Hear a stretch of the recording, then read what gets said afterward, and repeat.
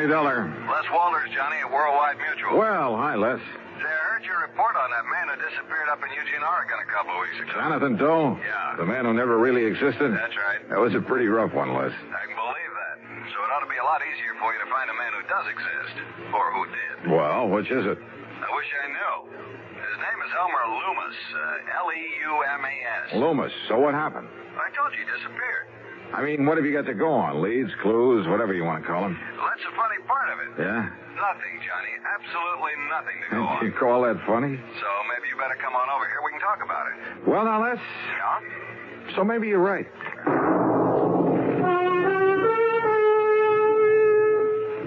And now, Act One of yours truly, Johnny Dollar.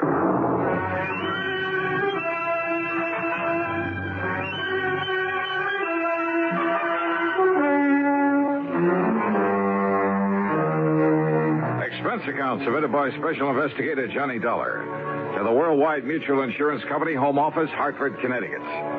Following is an account of expenses incurred during my investigation of the Lumas matter, spelled Leumas.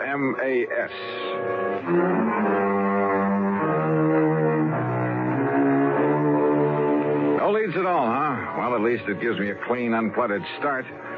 So, expense account item 1, $1.10 for a taxi to the office of Worldwide Mutual in the Sperling Building down on the square.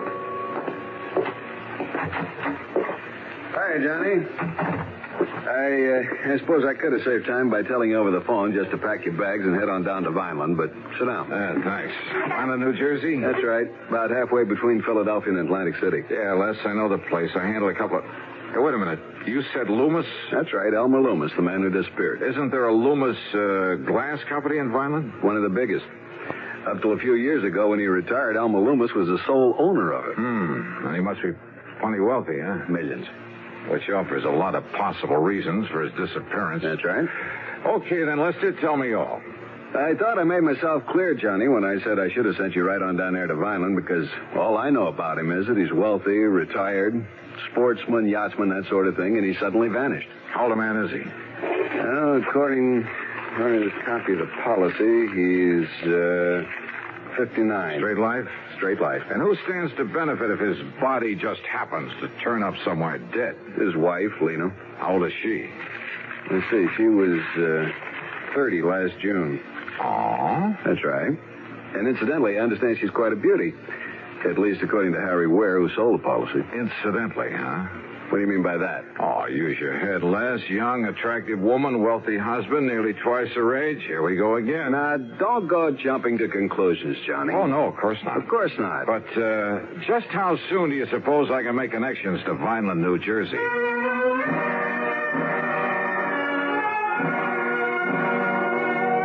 Item 2, $4 even for a couple of taxi fares. One back to my apartment where I packed a bag, the other out to Bradley Field. Item 3, $12.55 for a plane to Philadelphia. Item 4, there in the city of brotherly love, $50 deposit on a rental car. After a late and hasty lunch, that's item 5, $2.25, I drove across the Delaware River Bridge and picked up Route 47. South Jersey is flat as a pancake, but full of beautiful homes and rich farmland, occasional cranberry bogs, and lots of big poultry farms and peach orchards. So the drive was a pleasant one.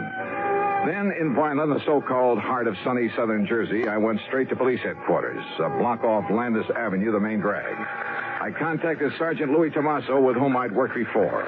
As usual, he was right on the ball. Kind of had a hunch you might be dragged in on this. How are you, Johnny? Well, pretty good, Louis. Or rather, I'm not so sure. You have any real leads on this case? Johnny? Yeah? Let me hand you a thought for the day. Okay, shoot. Don't be surprised when you find that Lena Lumas isn't at all broken up over this loss of her husband, because she isn't. If you ask me, she's downright tickled to death about it. Is that your snide way of telling me that she's interested in somebody else? Somebody closer to her own age?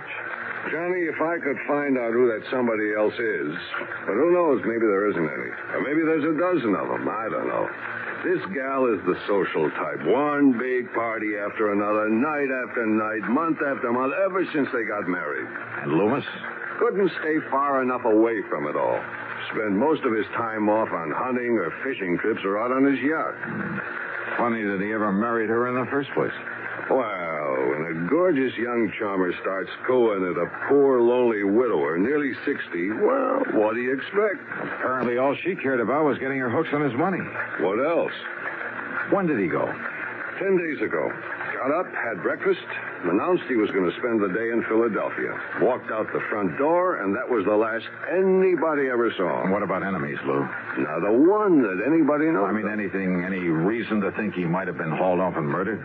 The only reason to think he wasn't is the fact he took some luggage, some clothing with him. Well, that doesn't prove anything. You've questioned his wife, of course. Yeah. When you get through talking to her, you'll know just as much or as little as I do. Well, how about his favorite hunting and fishing spots? Check them all, favorite and otherwise. Nothing. You say that he owns a yacht. Owned. Huh? A sailboat, a big one. Kept it down in the little town of Tuckahoe on the Tuckahoe River. So? He just happened to have sold that yacht 2 days before he disappeared. Ah. Johnny, we haven't a single solitary thing to go on. You sure about that, Lou? What do you mean? Not even his wife?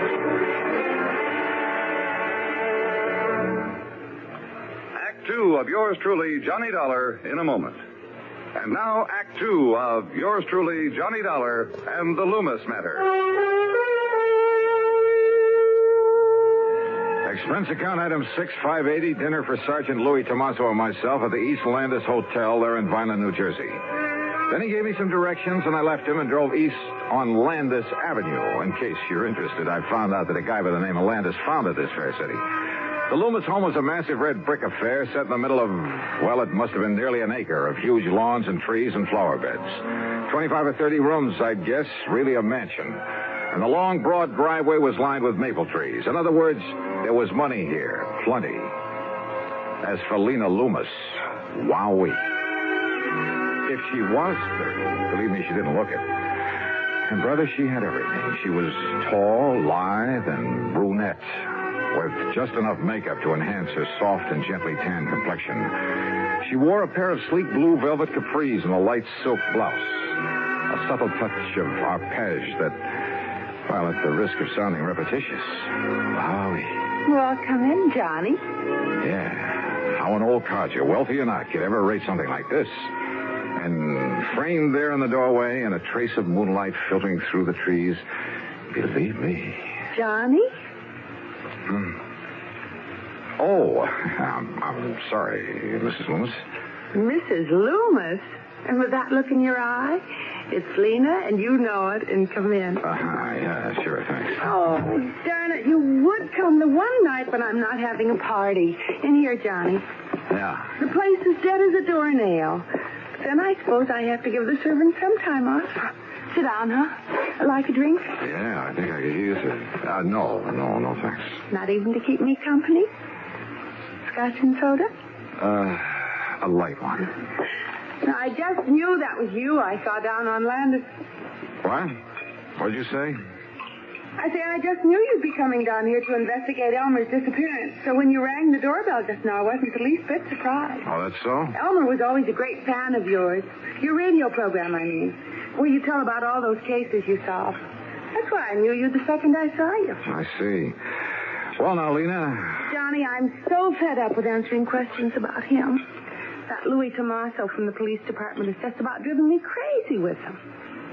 He is kind of a cute guy, though, isn't he? Do you know him? Well, as a matter of fact, I talked with him just before. Here's your drink. Oh, thanks. Bottoms up. Huh? These glasses must hold about a quart. Oh, well, you know what I mean. Skull. Yeah, skull. Now, Johnny, I don't know how much Louis told you about Elmer vanishing this way, but whatever it was, there's nothing more I can tell you. He's gone. That's all. And you know something? I don't mind a bit. Yeah, well, I kind of had a notion They find his body lying around somewhere? Well, just look at all it gets me. This home and property and all the stock in the glass company he sold and money. More money, Johnny, than you could even imagine. Yeah.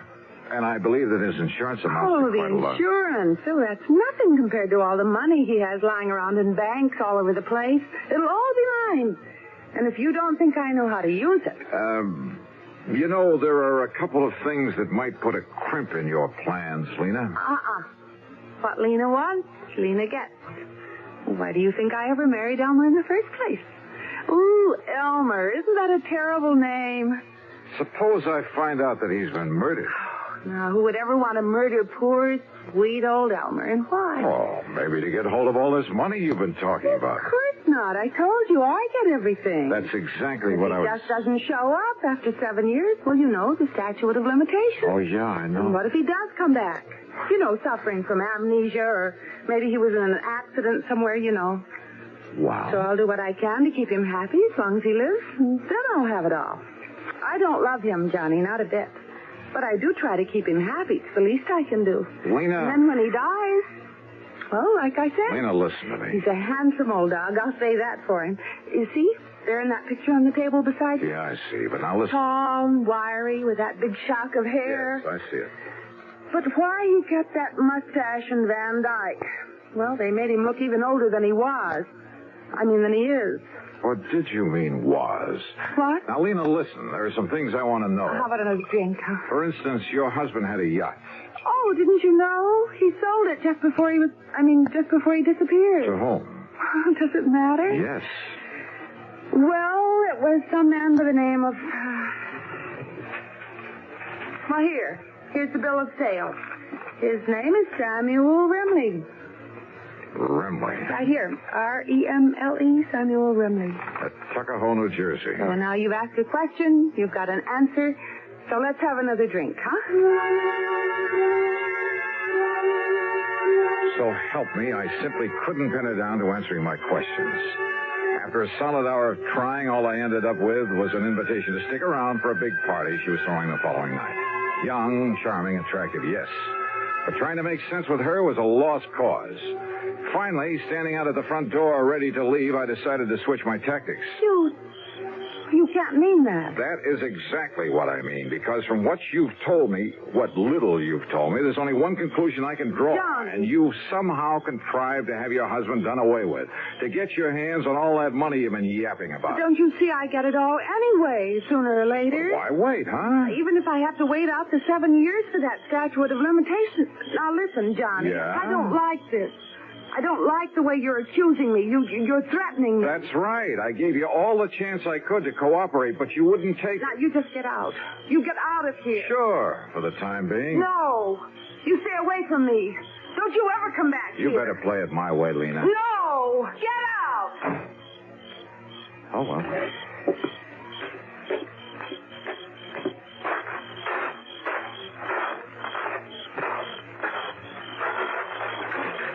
Hey, just a minute, buddy. Oh? Who are you? Me?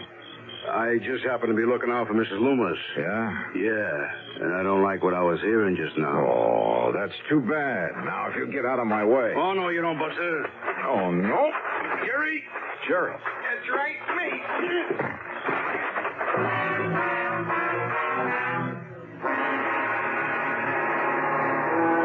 Of yours truly, Johnny Dollar.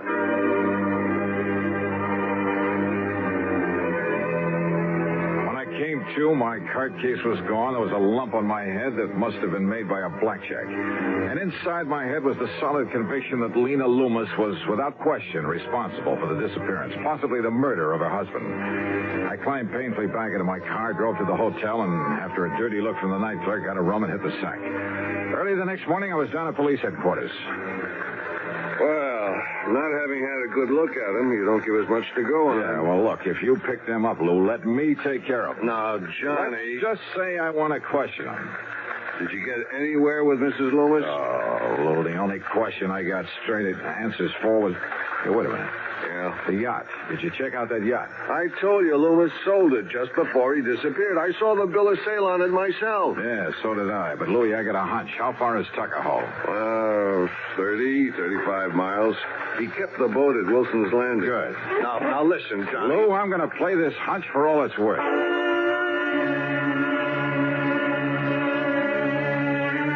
It was more than a hunch, because it had to do with a rather strange and interesting combination of names. And the more I thought about it, well, I made tracks to the little town of Tuckahoe, to Wilson's Landing on the Tuckahoe River.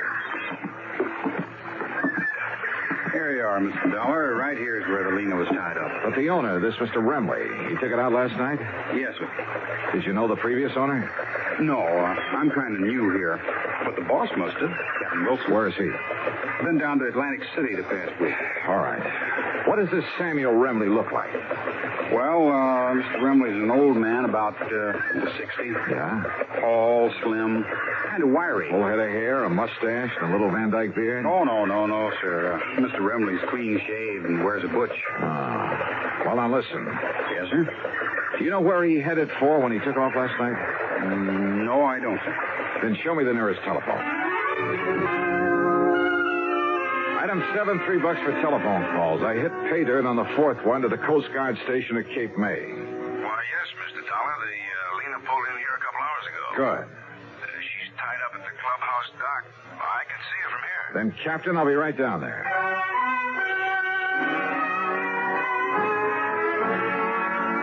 The highway police must have all been looking the other way, for I'm sure I deserved a handful of tickets for speeding on the trip down to Cape May. And there I found the Lena, tied up and taking on supplies. The owner? Well, when I told him who I was, he spread his hands quietly, smiled, led me down into the cabin, and poured a couple of drinks. Salute, Mr. Dollar. Salute, Mr. Well, is it Lumas or Remley? Either. The names tip you off? It took a while to get through this thick skull of mine, but, well, the rather unusual spelling of your right name, Leumas. Yes. And spelled backward, it comes out Samuel. Elmer spelled backward comes out Remley. Elmer Lumas, Samuel Remley. So obvious, I hoped it might be overlooked. But... Oh, incidentally, I'm sorry about Pete and Jerry. Pete and Jerry? The bodyguards I left for Lena. Unknown to her, of course. Oh, yeah. I can't wait to meet those boys again. But I wanted to be sure she'd be watched over while I was away, taking time to really figure out what to do about her, about our rather pitiful relationship. That's the reason for the disappearing act? Yes. I knew that if I suggested just going away alone, she wouldn't hear of it. So... And you were staying right here in Tuckahoe? Old Cap Wilson at the landing knew who I was, of course. But nobody else did after I cut my hair and beard. Nobody else had really known me there anyway. So then last night you took off? When the boys came down and told me... Oh, here, by the way, you'd better have your credentials back. Oh, thanks. Where were you going? I don't know. Most anywhere. I might have realized I wouldn't get away from you, though. I'm a great admirer of yours, Dollar. Well, thanks. So, what now? You've, had time to make up your mind? About your wife, I mean? No. Yes, I suppose so. Well, I don't know of any formal charges I ought to make against you. Of course, the Vineland police. I'll somehow try to make up to them for all the trouble I've caused them. Would you like to sail back to Tuckahoe? No, thanks. I've got my car. And who knows? Maybe you'd like a little more time to think. Alone.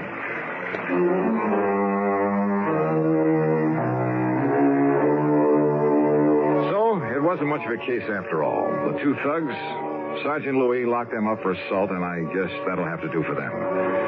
As for Lumas and his wife, well, I'm glad it isn't my problem. Expense account total, including the trip back to Hartford, $89.50. Yours truly, Johnny Dollar.